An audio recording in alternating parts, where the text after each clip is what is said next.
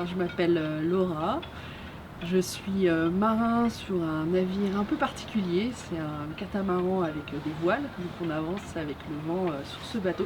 On est aujourd'hui à bord de Morse Cool. Je suis dans une reconversion, parce qu'avant j'étais océanographe, mais finalement l'océanographe on imagine qu'il est sur l'eau ou en train d'observer l'océan, et en fait non. J'étais plutôt derrière un ordinateur et donc j'ai voulu être plus dehors et j'étais marin de plaisance on va dire, et du coup j'ai voulu devenir marin professionnel et aujourd'hui c'est ce que je suis. Et j'ai une fonction de capitaine à bord et ça veut dire que je conduis un bateau qui fait 15 mètres de long, 8 mètres de large, et on embarque des passagers un peu spéciaux. Ce sont des scientifiques, ce sont des personnes qui travaillent dans le secteur de la recherche et qui ont besoin d'aller comprendre le milieu marin, soit de faire des prélèvements, de regarder des choses, d'écouter ce qui se passe et de pouvoir analyser et expliquer comment évolue cet écosystème marin.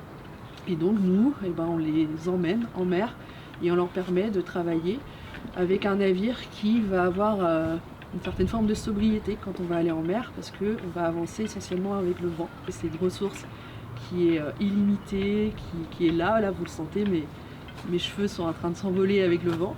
On est en Bretagne, parce que c'est là où nous sommes basés, on est au port de Brest aujourd'hui. Quand on hisse la grand voile et on déploie toute la surface, c'est un tissu qu'on déploie pour pouvoir avancer avec la force du vent. Et donc le bateau il va être très silencieux, on n'aura plus besoin de moteur pour avancer.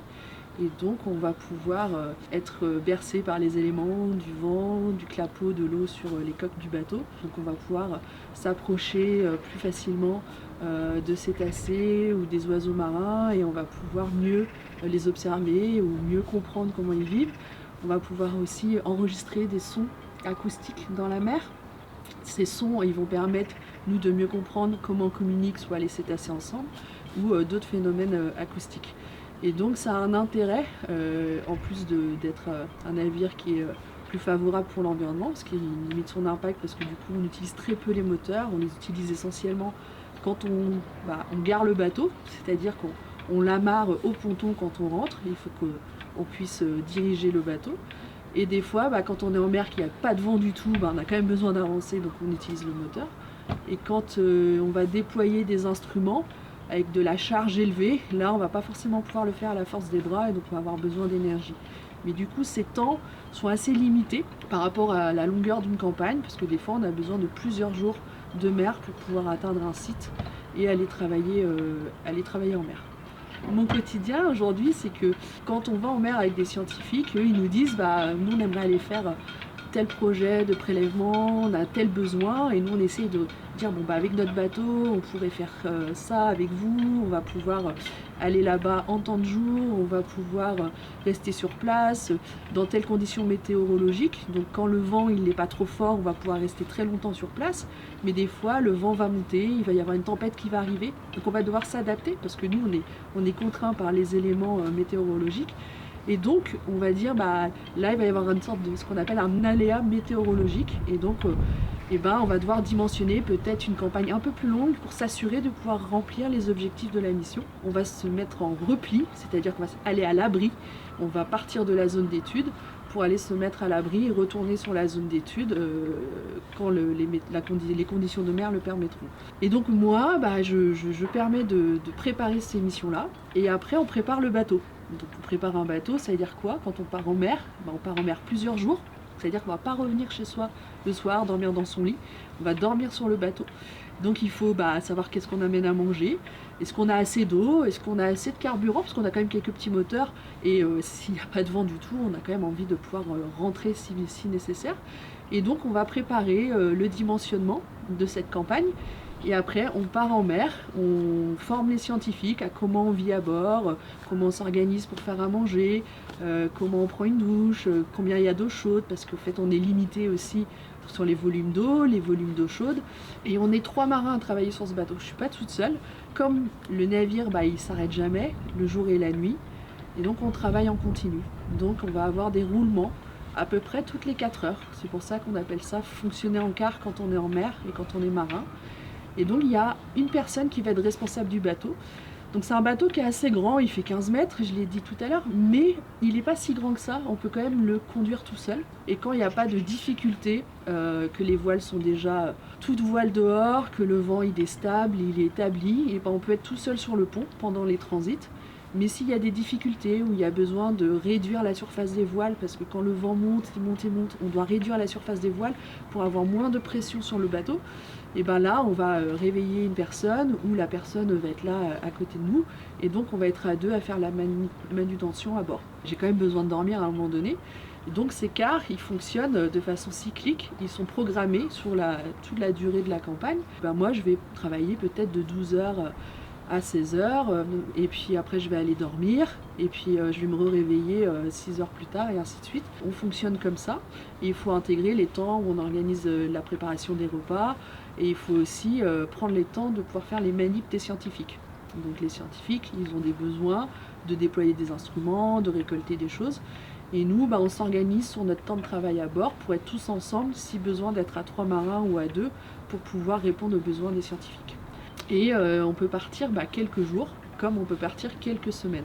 Donc c'est des métiers qui sont assez nouveaux dans le secteur de la voile, parce que jusqu'à aujourd'hui, il y a surtout des navires de plaisance à la voile, comme vous avez peut-être déjà vu quand vous êtes peut-être un jour allé en vacances au bord de la mer, ou même sur des fleuves, on voit des voiliers.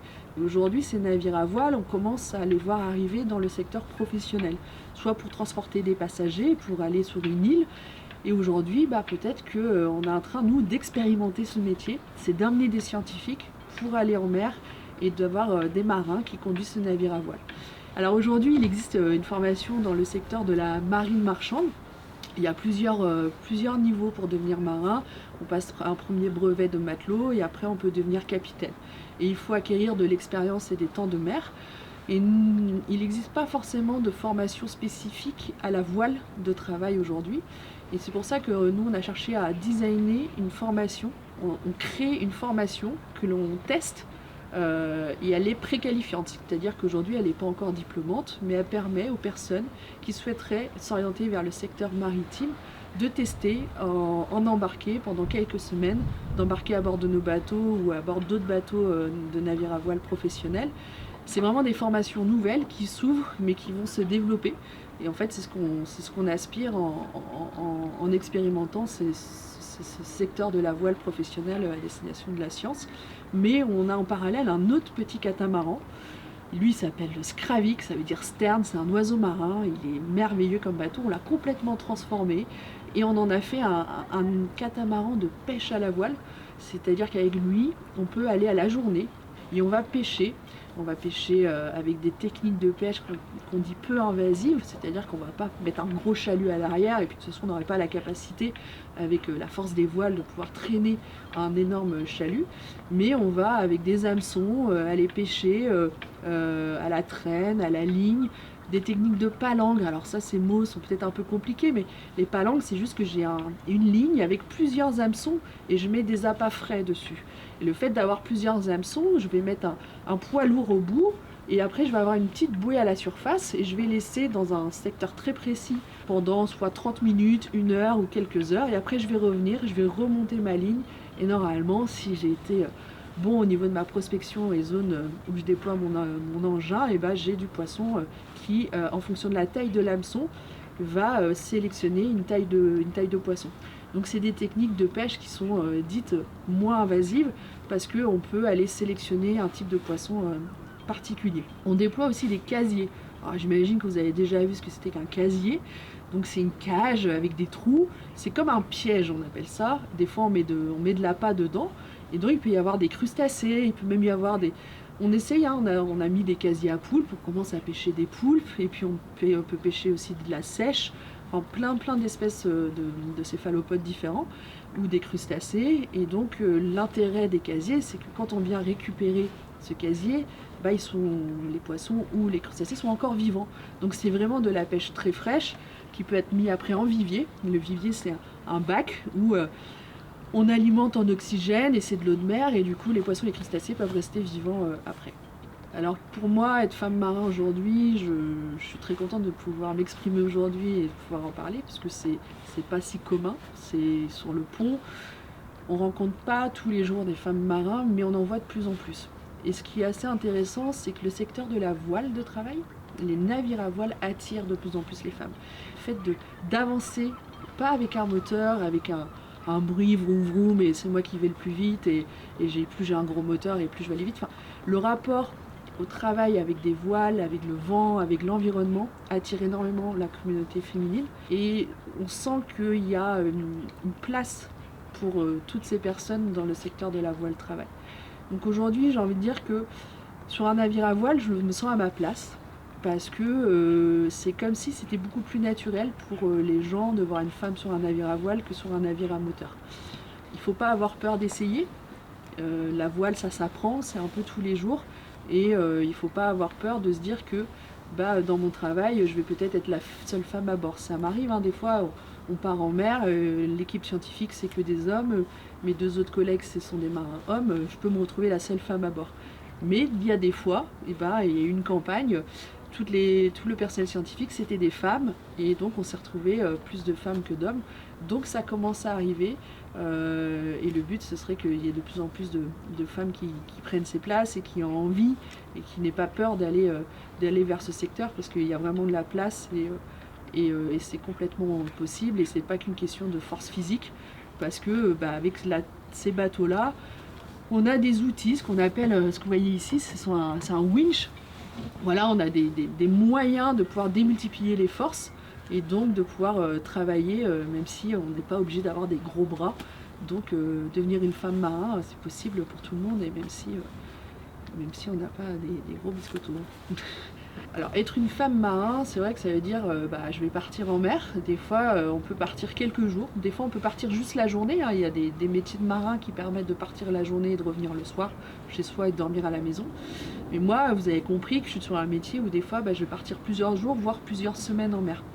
Et il y a une difficulté des fois, quand on cumule des semaines d'embarquement, de pouvoir construire une vie de famille, une vie à terre, où c'est peut-être moins ancré dans les mentalités que la femme puisse ne pas être là tout le temps si on constitue une vie de famille, qu'on a des enfants, alors que dans l'histoire, il y a beaucoup d'hommes qui l'ont fait et c'était pas anormal qu'un homme puisse partir 3 mois en mer et que la femme reste seule à la maison.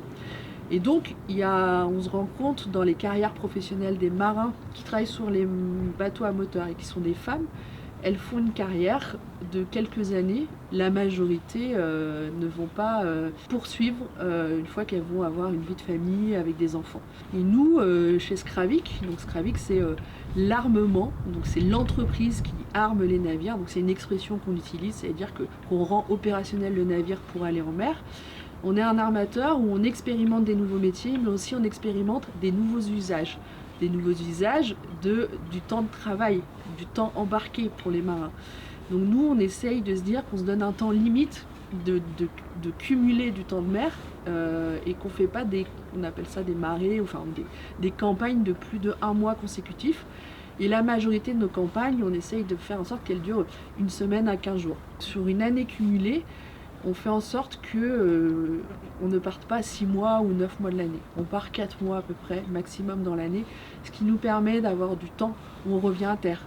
Ça permet de ne pas se déconnecter socialement, ça permet de ne pas se déconnecter de vos amis, de vos proches, de la famille. Tout ça, c'est à questionner dans le rapport au travail de demain, au métier de demain. Est-ce que les jeunes demain, ils auront envie de faire ces métiers-là? Oui, mais sous quelles conditions? Donc c'est comment rendre ces métiers qui sont très exigeants en termes d'implication, parce que travailler jour et nuit, c'est quand même une implication pas comme les métiers classiques. Il y a certains autres métiers qui le vivent, quand on travaille à l'hôpital, quand on est gardien de nuit, enfin il y a d'autres métiers qui existent comme ça aussi à terre. Mais quand on travaille jour et nuit, on va rentrer, on est fatigué, on a besoin de temps de repos après quelques jours de mer ou quelques semaines de mer. Et il faut aussi qu'il y ait assez de temps pour qu'on puisse bien vivre et être socialement présent avec ses proches et sa famille. Quand je pars en mer, on est obligé d'être dans l'instant présent. On ne peut pas être dans la projection de l'après, on ne peut pas être à ressasser l'avant. Le bateau il est là, il faut le faire avancer, les éléments sont là, la situation elle est présente, on est complètement déconnecté de la terre, on n'a pas de rapport au téléphone, on va pas chercher à envoyer un mail, on va pas programmer quelque chose. Donc on est connecté à l'instant présent, on est connecté aux conditions météo, on est connecté à la nature parce que du coup vous voyez là on est dehors, c'est le poste de bar. Quand je conduis le bateau, je suis dehors et je ressens le vent, je suis vraiment là et je suis obligée de voir ce qui se passe autour, je vois les nuages qui arrivent, je vois le soleil, je sens le bateau, il me parle, les gens ils sont là, on peut pas prendre la fuite, on peut pas s'isoler sur un bateau, je suis obligée d'être connectée aux gens.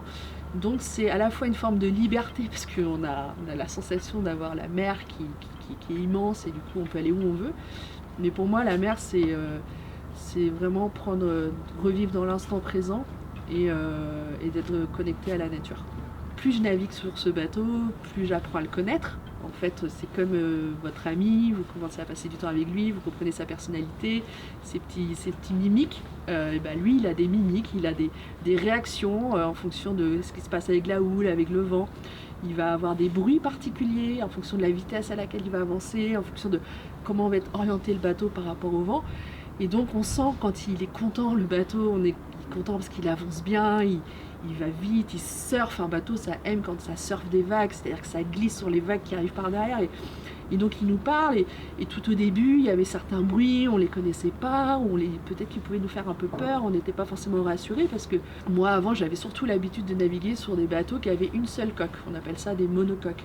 Là, on est sur un catamaran, donc c'est un navire qui a 2 coques et une plateforme au centre.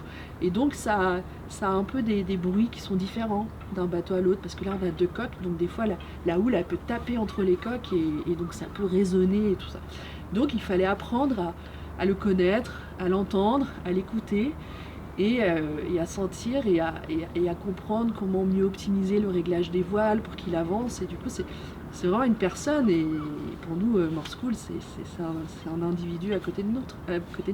Le conseil que je peux vous donner, c'est que faut pas s'empêcher de vivre ses rêves. Moi, ça a toujours été un rêve de travailler en mer et je l'ai pas forcément fait en commençant mes études, en faisant mon premier travail.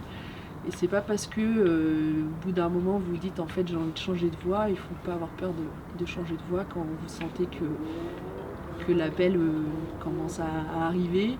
Il faut pas avoir peur de prendre des risques dans la vie parce que en fait il n'y a que vous qui allez vivre votre propre vie, personne ne va la vivre à votre place. Et si on n'essaye pas, on ne saura jamais si on était fait pour faire autre chose.